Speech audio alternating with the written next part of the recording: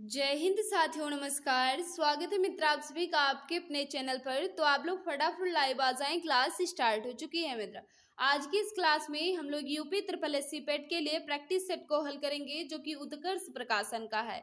आप सभी को पता है परीक्षा जो है ये नजदीक है, तो प्रैक्टिस सेट जो है ये ज्यादा जरूरी हो जाता है। इसी को देखते हुए हमारे चैनल पर 4-5 प्रैक्टिस डेली चलाए जाते हैं, तो आपको एक भी क्लास मिस नहीं करना है मित्र, क्योंकि काफी ज्यादा इंपॉर्टेंट क्लास रहती है। आज की इस क्लास को सभी भाई बहन मिलकर शेयर कर देंगे, और जिस भाई बहन ने अभी तक क्लास को लाइक नहीं किया हमें क्लास को लाइक कर देंगे। तो बढ़ते हैं क्लास की तरफ, और फर्स्ट क्वेश्चन आपके सामने रखते हैं, सभी प्यारे भाई बहन बता देंगे। चलिए फर्स्ट क्वेश्चन आपके सामने है। अंतरराष्ट्रीय महिला दिवस जो कि 8 मार्च को मनाया जाता है के अवसर पर किस जिले से महिला समृद्धि महोत्सव का आयोजन किया गया? सभी प्यारे भाई बहन सोच समझ कर बताना, काफी ज्यादा इंपॉर्टेंट क्वेश्चन। तो याद रखना इसका जो राइट आंसर हो जाएगा लखनऊ। ऑप्शन नंबर बी बिल्कुल सही हो जाएगा। नर्मदा नदी पर सम्राट हर्ष के दक्षिणावर्ती अग्रगमन को रोका, किसने रोका था यह आपसे पूछ रहा है। तो याद रखना इसका जो राइट आंसर हो जाएगा पुलकेशियन द्वितीय। नर्मदा नदी के तट पर सम्राट हर्षवर्धन को दक्षिणावर्ती अग्रगमन को किसने रोका था? पुलकेशियन द्वितीय ने रोका था। हर्षवर्धन और पुलकेशियन के बीच युद्ध हुआ, जिसमें पुलकेशियन द्वितीय जो है ये विजयी हुआ, हर्ष की हार हुई थी। ऑप्शन नंबर बी बिल्कुल परफेक्ट हो जाएगा मित्र। नेक्स्ट आपके सामने है क्वेश्चन नंबर 3। इसका राइट आंसर बताना है, किस सुल्तान ने सैनिकों को भू अनुदान के स्थान पर नगद वेतन देने की प्रथा चलाई? काफी ज्यादा इंपॉर्टेंट क्वेश्चन है मित्र, सोच समझ कर बताना राइट आंसर क्या होगा। किस सुल्तान ने सैनिकों को भू अनुदान के स्थान पर नगद वेतन देने की प्रथा चलाई? तो इसका जो राइट आंसर हो जाएगा अलाउद्दीन खिलजी। बिल्कुल सही बता रहे हैं, ऑप्शन नंबर ये यहाँ बिल्कुल सही हो जाएगा। ये मित्र अलाउद्दीन खिलजी जो है ये भू अनुदान के स्थान पर नगद वेतन देने की प्रथा चलाई थी। नेक्स्ट आपके सामने क्वेश्चन नंबर 4 है। इसका राइट आंसर बताना है क्या हो जाएगा। एक असप्पा यानी एक घोड़े वाला सैनिक, दो अशप्पा यानी दो घोड़े वाला सैनिक प्रथा का आरंभ किया, किसने किया? ये क्वेश्चन जो है कहा जाए काफी ज्यादा इंपॉर्टेंट है मित्र। एक अशप्पा यानी एक घोड़े वाला सैनिक, दो असप्पा यानी दो घोड़े वाले सैनिक प्रथा को किसने प्रारंभ किया, यह आपसे पूछ रहा है।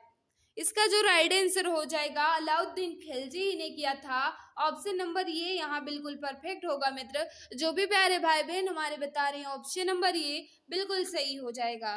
नेक्स्ट आपके सामने है बक्सर के युद्ध जो कि 1764 में अंग्रेजी सेना का नेतृत्व किसने करने वाला था, यानी किसने किया था अंग्रेजी सेना का नेतृत्व। बक्सर का युद्ध ये भी याद रखना कि 1764 में हुआ था। कब हुआ था तिथि भी पूछी जा सकती है, यानी दिनांक भी। तो 22 या 23 अक्टूबर को हुआ था यह युद्ध। इसमें अंग्रेजी सेना का नेतृत्व किसने किया था? हेक्टर मुन्नो ने किया था, जो कि ऑप्शन नंबर सी में दिया गया है। ऑप्शन नंबर सी वाले सभी प्यारे भाई बहन हमारे बिल्कुल सही हो जाएंगे। नेक्स्ट आपके सामने मित्र 5 क्वेश्चन को मैंने स्किप कर दिया है क्योंकि वो रीजनिंग के थे। नेक्स्ट आपके सामने इसका राइट आंसर बताना है क्या हो जाएगा। अगर आप लोग कहेंगे मित्र तो इसकी फुल प्रैक्टिस जो है ये हम अपने टेलीग्राम चैनल पर भेज देंगे, सभी प्यारे भाई बहन उसे हल कर लेना, और जो क्वेश्चन सॉल्व नहीं होते हैं उसे टेलीग्राम पर भेज देना, उसे सॉल्व कर कर बता दिया जाएगा। क्योंकि मित्र यहाँ मैथ समझाना, ग्राफ को ऊपर नीचे करना कठिन होता है, इसलिए 50 क्वेश्चन की आपकी प्रैक्टिस कराई जाती है। अगर आप लोग कहेंगे तो फुल प्रैक्टिस जो है ये हमारे टेलीग्राम व्हाट्सएप दोनों पर भेज दी जाएगी, आप लोग हल कर लेना। अगर नहीं हो रहा है तो उसे भेज देना, सॉल्व कर कर बता दिया जाएगा। नेक्स्ट आपके सामने मित्र इसका राइट आंसर बताना है, गवर्नर जनरल की कार्यकारिणी का सदस्य बनने वाला पहले भारतीय थे। काफी ज्यादा इंपॉर्टेंट क्वेश्चन है मित्र, काफी ज्यादा इंपॉर्टेंट है, जितना कहा उससे ज्यादा भी इंपॉर्टेंट ये क्वेश्चन है। तो कौन थे? एसपी सिन्हा थे, जो कि ऑप्शन नंबर सी में दिया गया है। गवर्नर जनरल की कार्यकारिणी का सदस्य जो कि प्रथम भारतीय था, किसने कौन था? एसपी सिन्हा। ऑप्शन सी बिल्कुल सही हो जाएगा। अब आपके सामने है 11, इसका राइट आंसर बताना है। गोबी, कालाहारी, आटाकामा, सहारा क्या है? ये सब क्या है यह आपसे पूछ रहा है। तो याद रखना ये सब क्या है, मरुस्थल है। क्या है मित्र, मरुस्थल है, जो कि ऑप्शन नंबर बी में दिया गया है। ऑप्शन नंबर बी वाले हमारे सभी मित्र बिल्कुल सही हो जाएंगे। नेक्स्ट आपके सामने है, किन मामलों की जिम्मेदारी ब्रिटिश सरकार को थी। किन मामलों की जिम्मेदारी जो है ये ब्रिटिश सरकार को थी, यह आपसे पूछ रहा है। सभी प्यारे भाई बहन बताना इसका राइट आंसर क्या होगा। तो याद रखना मित्र, इसका जो राइट आंसर हो जाएगा, बिल्कुल सही बता रहे हो, विदेशी मामलों की भी थी, प्रतिरक्षा की भी थी, संचार व्यवस्था की भी थी, यानी कहा जाए तो उक्त सभी हो जाएगा। ऑप्शन डी बिल्कुल परफेक्ट हो जाएगा मित्र। नेक्स्ट आपके सामने इसका राइट आंसर बताना है। स्थानीय आयोजना के लिए कृषि जलवायु क्षेत्रों की प्रस्तावना किसने दी। काफी ज्यादा इंपॉर्टेंट क्वेश्चन है मित्र, इजी क्वेश्चन नहीं है, लेकिन कहा जाए अच्छा खासा क्वेश्चन है। स्थानीय आयोजना के लिए कृषि जलवायु क्षेत्रों की प्रस्तावना किसने दी। तो मित्र इसका जो राइट आंसर हो जाएगा, भारतीय योजना आयोग ने दी थी, यानी कहा जाए ऑप्शन ये बिल्कुल परफेक्ट हो जाएगा। नेक्स्ट आपके सामने मित्र क्वेश्चन नंबर 14 है, इसका राइट आंसर बताना है, क्या हो जाएगा। दक्षिणी गोलार्ध में सबसे लंबा दिन कब होता है। दक्षिणी गोलार्ध में सबसे लंबा दिन कहा जाए तो इसका जो राइट आंसर हो जाएगा 22 दिसंबर को। कब होता है मित्र, 22 दिसंबर को जो है ये दक्षिणी गोलार्ध का सबसे लंबा दिन होता है। ऑप्शन नंबर सी यहाँ बिल्कुल सही होगा। चलिए मित्र नेक्स्ट क्वेश्चन आपके सामने है, इसका राइट आंसर बताना है, क्या हो जाएगा। निम्नांकित देश समूहों में किनकी जनसंख्या उत्तर प्रदेश से कम है। आपसे पूछ रहा है, काफी ज्यादा इंपॉर्टेंट क्वेश्चन है। सभी प्यारे भाई बहन सोच समझ कर बताना राइट आंसर क्या होगा। देखो मित्र, हम आपको एक बात बताना चाहते हैं कि पूरे विश्व में 5 ही राष्ट्र ऐसे हैं, 5 ही देश ऐसे हैं जिनकी जनसंख्या जो है ये उत्तर प्रदेश से अधिक है। केवल 5 ही देश ऐसे हैं जिनकी जनसंख्या जो है ये उत्तर प्रदेश से अधिक है। वह 5 राष्ट्र कौन कौन से हैं, तो एक हो जाता है चीन, दूसरा तो आप जानते ही हैं अपना प्यारा भारत, उसके बाद हो जाता है संयुक्त राज्य अमेरिका, उसके बाद हो जाता है इंडोनेशिया और ब्राजील। ये 5 राष्ट्र जो हैं इनकी जनसंख्या जो है ये उत्तर प्रदेश से अधिक है। आपसे क्वेश्चन में क्या पूछ रहा है, निम्नांकित देश समूहों में किनकी जनसंख्या उत्तर प्रदेश से कम है। तो देख लेते हैं ऑप्शन को। बांग्लादेश की जनसंख्या उत्तर प्रदेश से कम है, बिल्कुल कम है। पाकिस्तान की भी कम है और जापान भी की कम है, यानी ऑप्शन ये बिल्कुल परफेक्ट हो जाएगा। तीनों में जो है मित्र ये उत्तर प्रदेश की जनसंख्या से कम जनसंख्या है। ऑप्शन ये बिल्कुल सही हो जाएगा। दूसरा देख लेते हैं, तो बांग्लादेश में तो कम है, लेकिन ब्राजील में मित्र उत्तर प्रदेश की जनसंख्या से अधिक जनसंख्या, तो ये तो होगा नहीं। ब्राजील इसमें भी है, इसमें भी नहीं होगा। इंडोनेशिया की जनसंख्या जो है ये उत्तर प्रदेश की जनसंख्या से अधिक है, इसमें भी नहीं होगा। तो ऑप्शन नंबर ये यहाँ बिल्कुल सही हो जाएगा। नेक्स्ट आपके सामने मित्र इसका राइट आंसर बताना है। सभी प्यारे भाई बहन सोच समझकर बताना राइट आंसर क्या होगा। निम्न में से किस पंचवर्षीय योजना का उद्देश्य आत्मनिर्भरता और शून्य विदेशी सहायता घोषित किया गया। इसका जो राइट आंसर हो जाएगा, बिल्कुल सही बता रहे हो, पंचम पंचवर्षीय योजना, यानी ऑप्शन नंबर डी बिल्कुल परफेक्ट हो जाएगा। नेक्स्ट आपके सामने मित्र इसका राइट आंसर बताना है। ऑपरेशन फ्लड कार्यक्रम का प्रारंभ कब हुआ था। फटाफट बता दो, यानी ऑपरेशन फ्लड की शुरुआत जो है ये कब हुई थी, यह आपसे पूछ रहा है। याद रखना मित्र इसका जो राइट आंसर हो जाएगा, बिल्कुल सही बता रहे हो, 17 का जो राइट आंसर होगा 1917 में। 1970 में जो है ऑपरेशन फ्लड की शुरुआत हुई थी। भारत में ऑपरेशन फ्लड के जनक जो हैं ये वर्गीज कुरियन माने जाते हैं।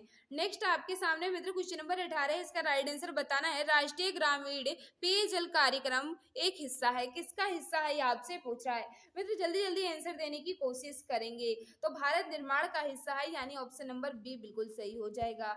नेक्स्ट आपके सामने मित्र इसका राइट आंसर बताना है। भारत सरकार ने किससे FERA यानी फेरा को प्रतिस्थापित किया है। भारत सरकार ने किससे FERA यानी फेरा को प्रतिस्थापित किया है, तो इसका जो राइट आंसर हो जाएगा फेमा। क्या हो जाएगा, फेमा। ऑप्शन नंबर बी बिल्कुल सही होगा। मित्र नेक्स्ट आपके सामने इसका राइट आंसर बताना है, क्या हो जाएगा, क्या कह रहा है। क्वेश्चन नंबर 20, इसका राइट आंसर बताना है। भारतीय संविधान द्वारा हाल ही में पारित GST संविधान संशोधन विधेयक की स्वीकृति देने वाला पहला भारतीय राज्य कौन सा है। यानी आपसे साफ साफ पूछ रहा है कि सबसे पहले जीएसटी जो है ये किस राज्य में लगी। तो आप सभी को प्यारे भाई बहन को पता है कि असम में लगी। ऑप्शन नंबर सी बिल्कुल परफेक्ट हो जाएगा। जो भी मित्र हमारे बता रहे हैं ऑप्शन नंबर सी बिल्कुल सही होगा। तो बिल्कुल सही है, जो भी मित्र हमारे बता रहे हैं असम बिल्कुल सही हो जाएगा। नेक्स्ट आपके सामने मित्र इसका राइट आंसर बताना है। क्वेश्चन नंबर 21, भारतीय संविधान पर सबसे अधिक प्रभाव किसका पड़ा है। भारतीय संविधान पर सबसे अधिक प्रभाव जो है ये किसका पड़ा है, यह आपसे पूछ रहा है। तो याद रखियो मित्र इसका जो राइट आंसर हो जाएगा भारत शासन अधिनियम 1935। ऑप्शन नंबर ये यहाँ बिल्कुल सही हो जाएगा।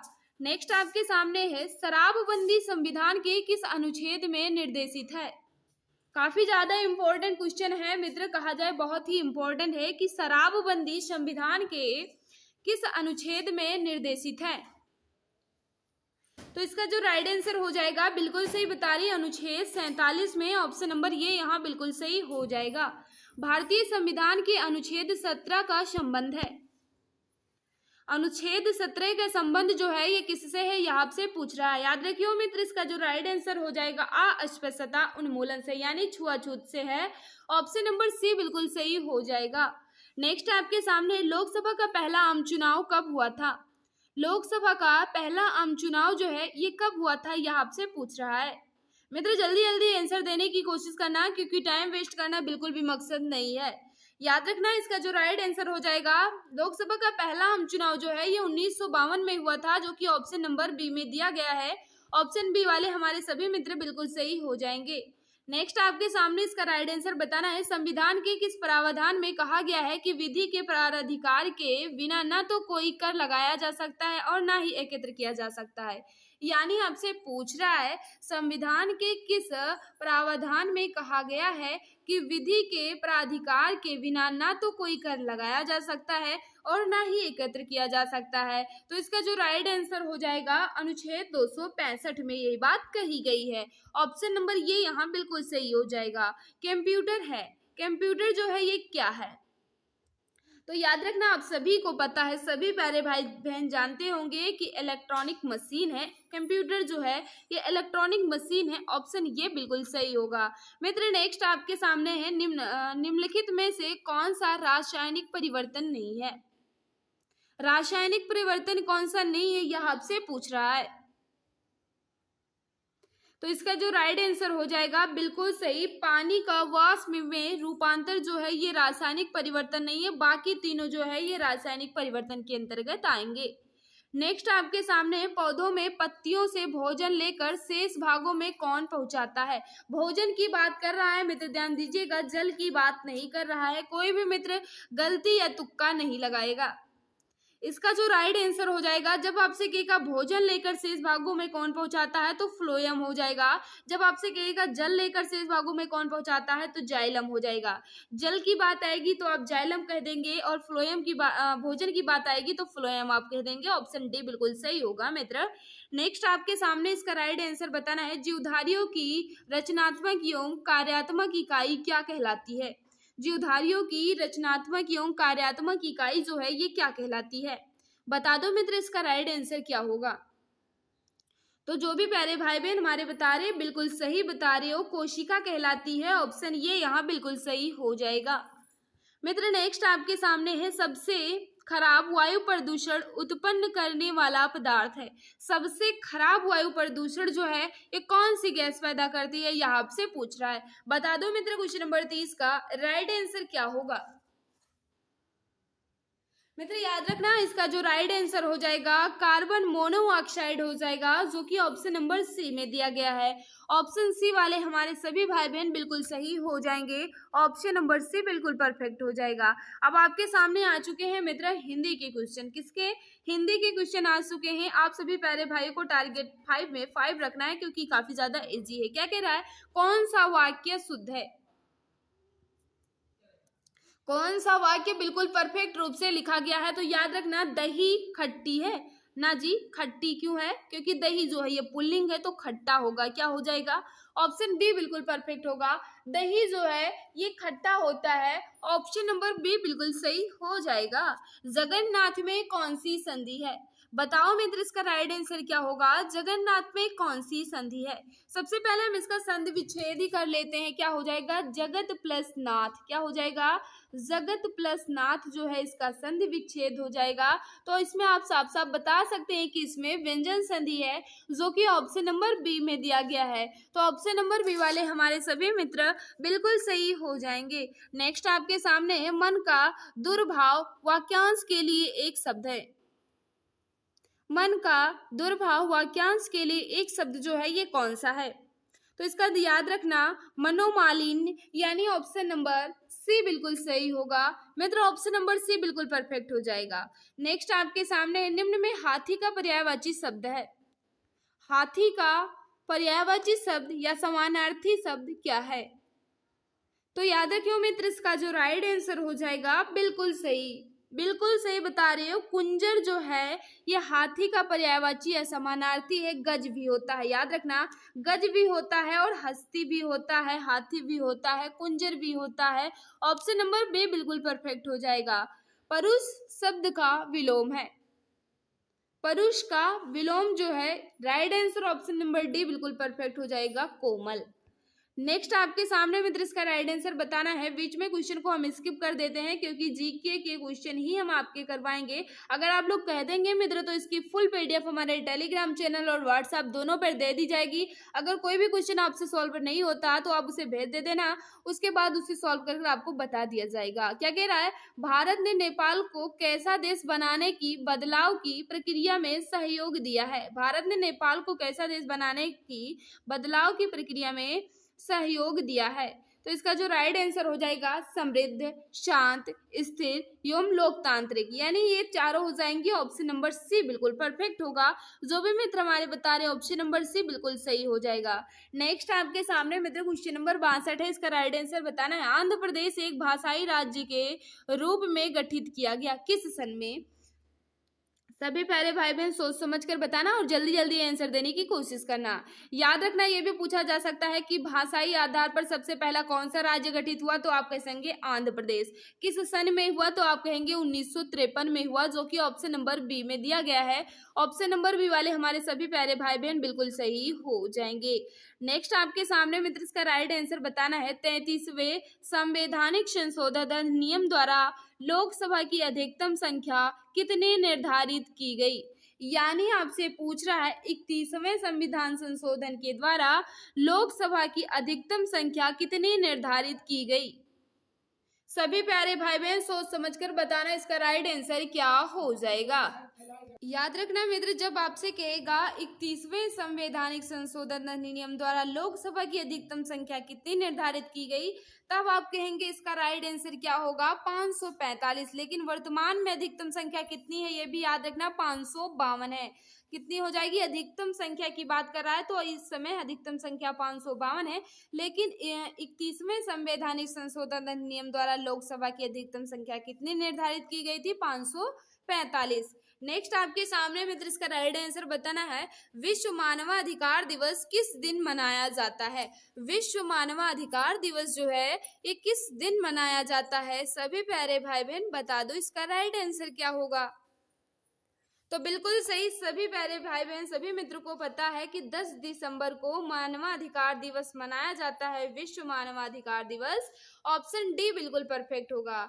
मित्र नेक्स्ट और लास्ट क्वेश्चन आपके सामने है। इसका राइट आंसर बताना है। पृथ्वी के चारों ओर गैसों के समूह को क्या कहते हैं? पृथ्वी के चारों ओर गैसों के समूह को क्या कहते हैं? यह आपसे पूछ रहा है। बता दो मित्र इसका राइट आंसर क्या होगा। याद रखना, जो पृथ्वी के चारों ओर गैसों के समूह को क्या कहते हैं? वायुमंडल कहा जाता है। ऑप्शन सी यहाँ बिल्कुल परफेक्ट होगा। जो भी प्यारे भाई बहन हमारे बता रहे ऑप्शन नंबर सी बिल्कुल सही हो जाएगा। तो मित्र यहाँ मैंने अच्छे से कंप्लीट कर लिया है क्वेश्चन को। ये रहे उत्तरमाला, इसकी पीडीएफ हमारे टेलीग्राम पर मिल जाएगी। टेलीग्राम कहाँ मिलेगी?